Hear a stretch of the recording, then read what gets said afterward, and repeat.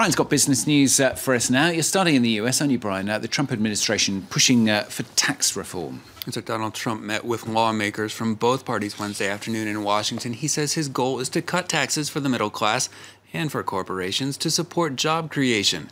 The White House and Republican congressional leaders have yet to put forth a specific proposal for tax reform despite months of talks. While the U.S. statutory corporate tax rate of 35% is one of the highest among major world economies, its companies often pay far less than that due to a wide array of loopholes. A recent study by the Nonpartisan Tax Policy Center says Trump and Republicans would likely be unable to cut the corporate rate to less than 26% without adding to the federal budget deficit, but Trump is aiming even lower. Let's take a listen. We're looking at a 15% rate, and we want a 15% rate because that would bring us low, not by any means the lowest, but it would bring us to a level where China and other countries are, and we will be able to compete with anybody. Nobody will be able to touch us. So we would like to see 15%.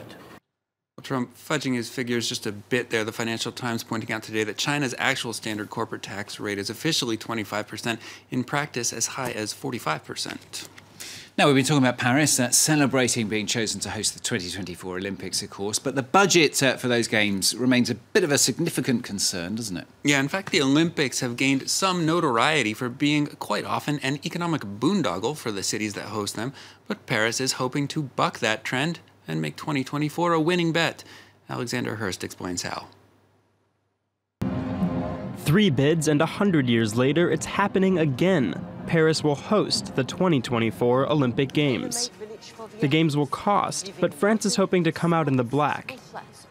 It's planning to invest 6 billion euros in the Games, a number kept relatively low because much of the necessary infrastructure already exists. The few things we are planning to build are things we need anyway. All that is being built for the Games is housing for the Olympic villages and a single aquatic center. The main objective will be keeping down the cost overruns that have become a seemingly inevitable plague on cities that host the Olympics. For example, in 2012, London went over budget by 10 billion euros.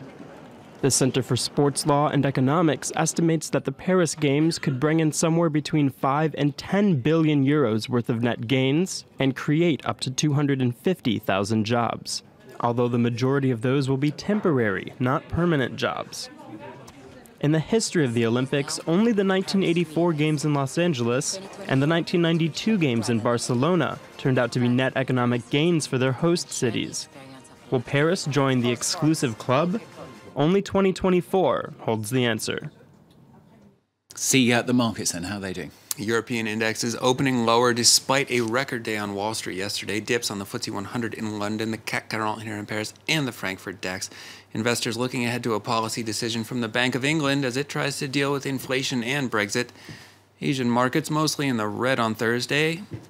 A raft of economic data coming out of China proved weaker than expected. That's weighing on shares in the region. Tokyo's Nikkei index slipping around 0.3%.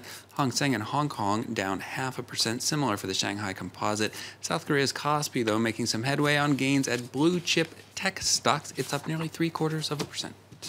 Last but not least from Brian, a story of the tech world, this, trying to solve a problem that many people, though, apparently think doesn't even exist in the first place. Well, California tech startup Bodega is aiming to disrupt the world of small retail. The idea is that they would come and install a smart cabinet in your apartment building, lobby, or gym, stocked with snacks, daily essentials, things you might pick up at a local convenience store.